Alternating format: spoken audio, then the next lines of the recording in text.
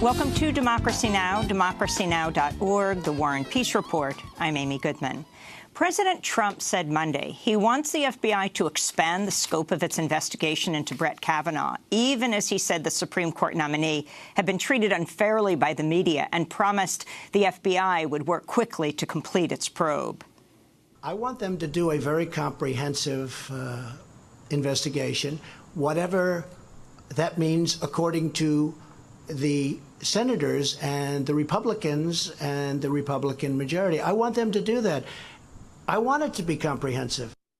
The Washington Post reports the slightly expanded investigation will now include a look into allegations by a third Kavanaugh accuser, Julie Swetnick, who says she observed Kavanaugh at high school parties in the 80s, joining efforts to inebriate girls so they could be gang raped. The FBI won't have much time to complete its work. Republican Senate Majority Leader Mitch McConnell said he's planning a vote on Kavanaugh's confirmation by the end of the week. This comes as NBC News is reporting Kavanaugh and his team worked behind the scenes to refute claims of sexual misconduct by his former Yale classmate, Deborah Ramirez, before her claims went public. Ramirez told The New Yorker Kavanaugh exposed himself to her by thrusting his genitals in her face at a drunken dorm party when they were both Yale freshmen.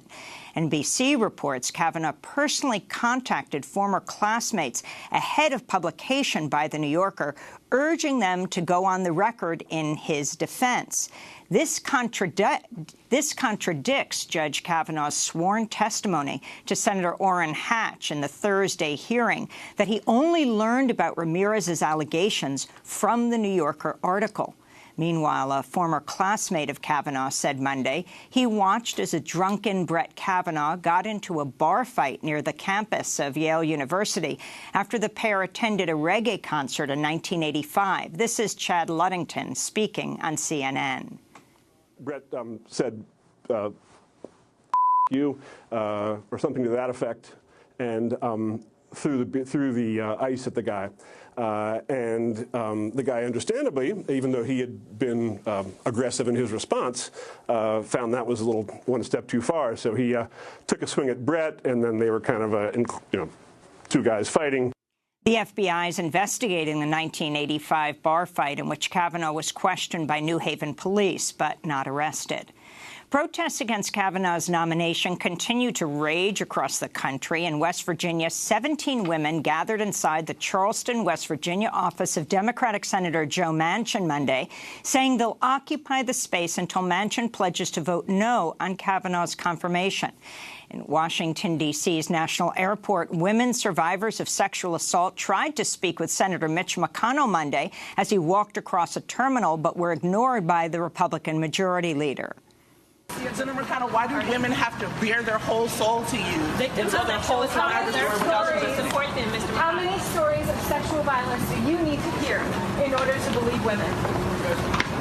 In New York City, hundreds of protesters gathered outside the Yale Club in Manhattan Monday before marching to Grand Central Station to protest Kavanaugh's nomination.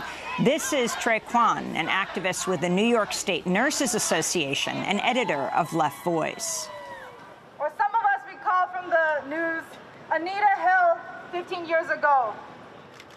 We are here to make sure another Anita Hill does not go down.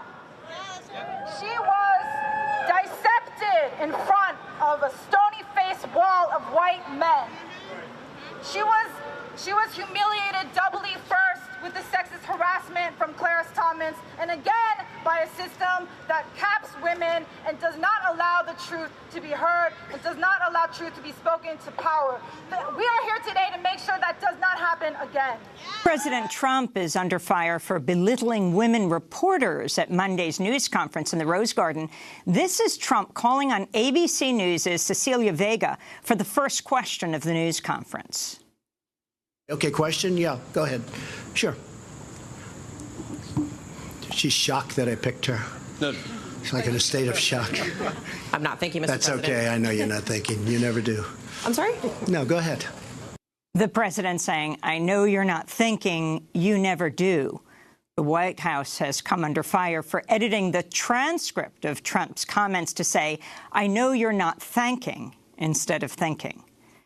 The Supreme Court began a new session Monday amidst the ongoing saga of Brett Kavanaugh's nomination to the open 9th seat on the bench.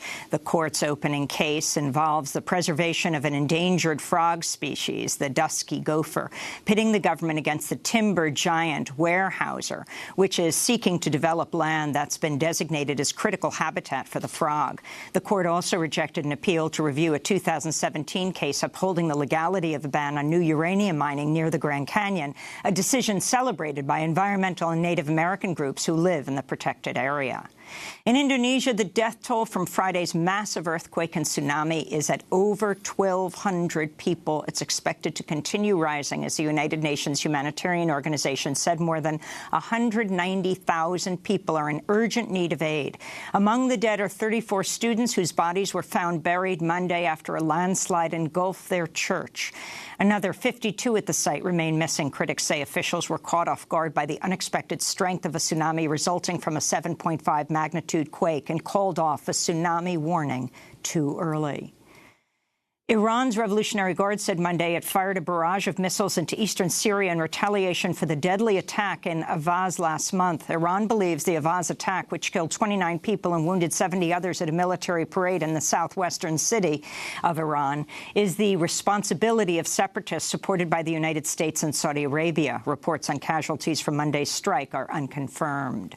Scores of protesters were injured Monday in the West Bank, Gaza Strip, and East Jerusalem as Palestinians and Arab citizens of Israel clashed with Israeli forces during a strike to protest Israel's Jewish nation-state law. The law, which passed in July, declares only Jews have the right to national self-determination and established Hebrew as the official language. This is protester Hasni Sultan.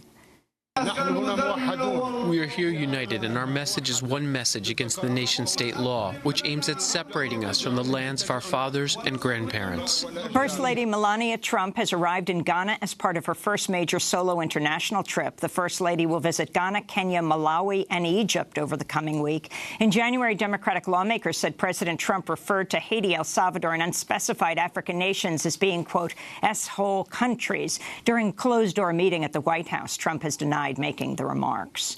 In Barcelona, Spain, baton-wielding police broke up demonstrations and sit-in protests by Catalan independence activists Monday as an estimated 180,000 people marched on the first anniversary of a referendum on independence that was banned by Spanish authorities. Riot police clashed with demonstrators outside the headquarters of Spain's national police after activists occupied roads, a highway, and a high-speed rail line, stopping traffic for hours.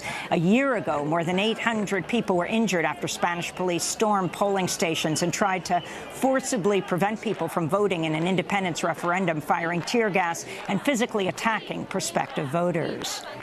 In Japan, voters in Okinawa have elected a new governor who's promised to oppose the long-running U.S. military presence on the Japanese island.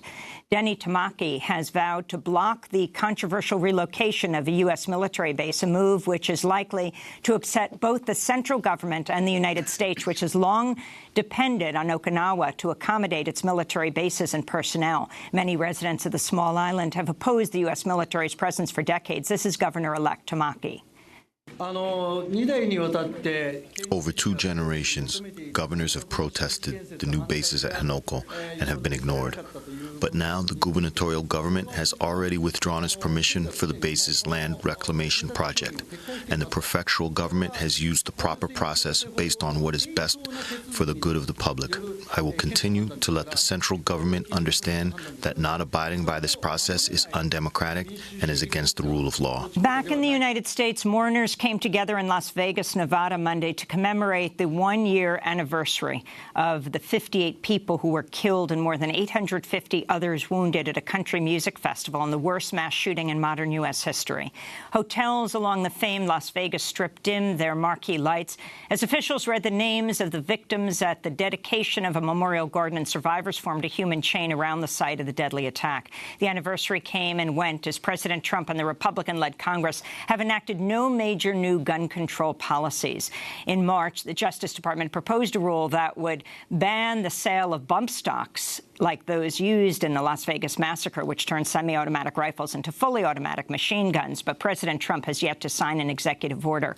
On Monday, he declared the bump stocks ban would take effect in 2 or 3 weeks. In order to terminate bump stocks, we have to go through a procedure. We are now at the final stages of that procedure. In fact, the lawyers were just telling me, and over the next couple of weeks, I'll be able to write it out. But you can't just write it out, because rules and regulations in this country are really tough, even for something like that. So we're knocking out bump stocks. I've told the NRA, I've told it, bump stocks are gone. A number of states have implemented their own gun control measures recently, including California, which has just signed bills that increase the minimum age for purchasing rifles and shotguns from 18 to 21 and ban the possession of firearms for people convicted of domestic violence and those who've been hospitalized for mental health issues more than once in a one-year period. In Sweden, prominent French-Swedish photographer Jean-Claude Arnault has been convicted of rape and sentenced to 2 years in prison. The case created a firestorm around the Swedish Academy, the organization that awards the Nobel Prize in Literature, and resulted in the postponement of this year's top prize for authors. Arnault is married to one of the Swedish Academy's members, and the Academy has admitted it was aware of sexual assault allegations against him in 1996, but took no action. In sports news, Carolina Panthers safety Reid reported to practice for the first time in 9 months after the football player spent the better part of a year as an unsigned free agent following his participation in protests during the national anthem, led by San Francisco 49ers quarterback Colin Kaepernick. Speaking to reporters Monday wearing a shirt that read, "I'm with Cap," Reid said he would not rule out further protests. Next year will be 2019. It'll mark 400 years since the first slaves touched the soil in this country. That's 400 years of systemic oppression. That's slavery, Jim Crow, new Jim Crow, mass incarceration, you name it. The Great Depression, they come out with a New Deal. Black people didn't have access to those government stimulus packages. The New Deal set up what is known as the modern-day middle class. We didn't have access to those programs, the GI Bill, Social Security, home loans, none of that. So this has been happening since my people have gotten here. Online retail giant Amazon says it's raising its company-wide minimum wage to $15 per hour for all its U.S. employees. The announcement comes amidst a union organizing effort at Whole Foods grocery stores, which are owned by Amazon, and amidst mounting complaints over labor conditions at Amazon's warehouses. And congratulations to Democracy Now! Correspondent Sharif Abdel-Quddus, who won an Emmy last night alongside journalist Layla Al-Arian and the Al Jazeera English Fault Lines team for their reporting on the Trump administration's travel ban. This is Layla Al-Arian at the awards ceremony Monday night. Our story is about the Trump administration's travel ban, how it unfolded and who it affected. We tell the story of a Syrian refugee family that was supposed to come to the U.S. but ultimately couldn't because of the ban. As the policy was being challenged in court, 6-year-old Yahya died in a hospital in Turkey. His parents' hope was that he'd be able to get medical treatment here. This award is dedicated to his memory. And those are some of the headlines. This is Democracy Now!, democracynow.org, The War and Peace Report. I'm Amy Goodman. And I'm Juan Gonzalez. Welcome to all of our listeners and viewers around the country and around the world.